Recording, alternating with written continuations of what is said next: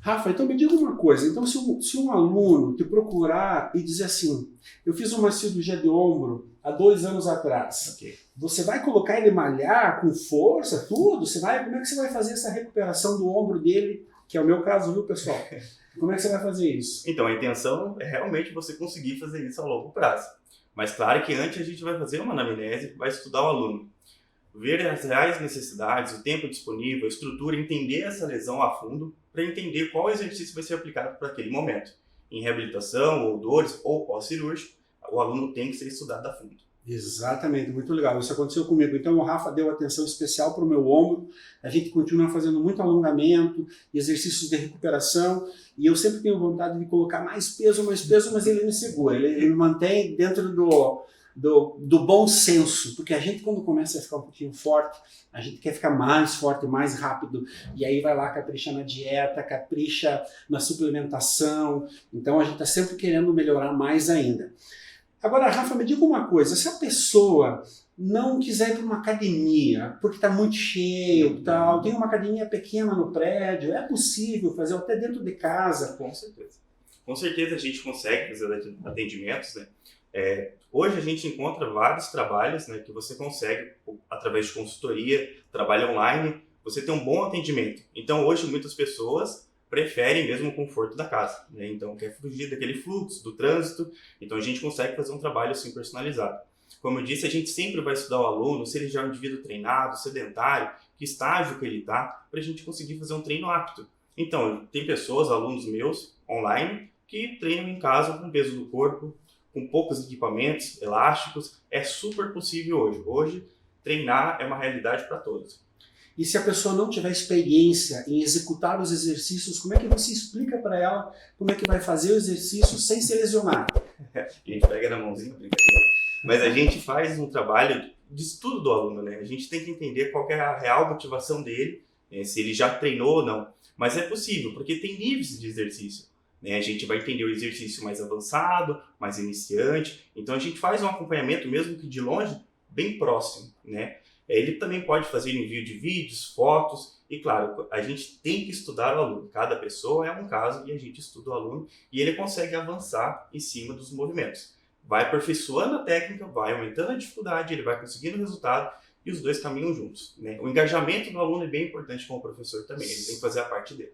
Certo. E, por exemplo, assim, existem programas que você manda para o teu aluno para como ele executa o exercício? Perfeito. Hoje a gente tem várias consultorias, né? É um trabalho que é bem difundido no meio dos personagens, né? Então tem o trabalho online. Então, por exemplo, hoje eu trabalho com um aplicativo que o aluno recebe com acesso exclusivo, né? Ele tem os vídeos ali demonstrativos, tem as observações, então tá tudo ali bem desenhadinho para ele. E claro, também a gente pode fazer uma teleconsulta ali que eu explico cada detalhe ali do treinamento dele, para ele conseguir treinar sem medo, com bastante segurança. Porque a gente visa também isso aí, a confiança dele que ele tem em mim para conseguir treinar com confiança. E, Rafa, me diga uma coisa, qual é a vantagem de ter o personal presencial? Esse é o pacote premium, né? Porque a gente está do lado do aluno, então a gente consegue identificar com antecedência ali, caso ele não consiga fazer algum exercício. A gente já corrige no momento, né? Na consultoria a gente tem esse pequeno delay, né? Ele mandar a informação, eu fazer a correção, então fica um pouquinho mais distante. Mas a gente, como presencial, a gente consegue observar e corrigir na hora. Então talvez ali você coloque uma estratégia que às vezes não vai se encaixar no momento. Então você já consegue mudar ali no ato. Então a gente consegue estar acompanhando mais de perto. E claro, o fator motivacional e da rotina, o compromisso de estar ali com o professor em tal horário, isso ajuda bastante no dia a dia, na montagem do hábito. A rotina, né? O hábito. Perfeito. Né? O hábito, se você, quando ele vira a frequência do hábito, né, vira um costume, então isso é muito importante. Agora, como a gente está falando para o pessoal da cirurgia plástica, e eu sempre falo aqui no consultório a respeito de emagrecimento, dieta, atividade física, que isso é muito importante para a manutenção do resultado da cirurgia. E se a pessoa, por que você indicaria, por exemplo, de atividade física para uma pessoa que vai se preparar para uma cirurgia? Certo. A questão da preparação para a cirurgia, eu sempre volto na questão da anamnese, que é importante essas perguntas conhecer, no caso o paciente, né, que vai fazer a cirurgia. é você estudar ele de alguma forma, né? Mas eu acho que, a princípio, né, reduzir o percentual de gordura é algo bem importante, né? Deixar o corpo não inflamado, né, certo? Melhorar o condicionamento dele, principalmente cardiovascular, é muito interessante. Então, reduzir o percentual de gordura seria um ponto. Melhorar o condicionamento cardiovascular dele seria outro ponto muito importante também. E, claro, melhora do fortalecimento muscular, né? Para ele ter uma reserva de massa magra ali, que ele vai ficar um pouquinho ali acamado, então ele vai precisar de uma certa reserva. Certo, exatamente. Então, se ele fizer um estoque, digamos assim, de massa magra, Sim. no período que ele ficar de recuperação no pós-operatório, ele não vai ter uma perda tão grande, né? Sim, então, assim, é como se ele fizesse uma reserva de musculatura pelo período que ele vai ficar de repouso. Perfeito, perfeito. Isso é muito importante. E também a questão da recuperação dele vai ser mais rápida, né? E para voltar às atividades diárias ali, ele vai ter mais facilidade, com certeza.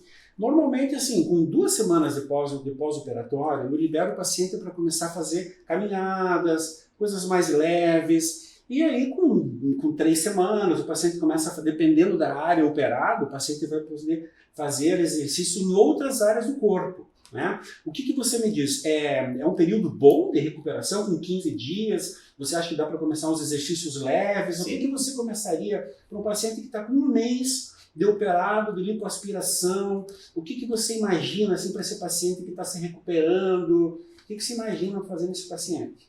De lipoaspiração, eu não tive muito contato com alunos assim, mas, por exemplo, com prótese, por exemplo, eu já tive alunas, né? Então, por exemplo, a gente conseguia treinar toda a parte inferior praticamente normal, né? Claro que a gente evitava os impactos, mas você não vai, na lipo você não vai colocar muito abdominal. Mas braço, parte superior, inferior ali com muito cuidado, porque também a intenção ali é a gente voltar a treinar, colocar de novo na rotina. Mas não vejo também que você vai treinar nesse período uma performance. Não seria o caso. É mais uma manutenção? Isso, eu vejo mais como um treinamento mesmo de reabilitação ali, para conseguir voltar nos hábitos diários. É um funcional, né? Isso. Um exercício funcional para voltar àquela rotina de atividade da vida normal, da rotina. Isso, os movimentos funcionais do corpo, né? Do agachar, pegar objetos no chão, acima da cabeça. Claro que também, nesse caso, a gente estaria trabalhando com a equipe multiprofissional, né? Com a liberação do doutor e com o aconselhamento ali do personal.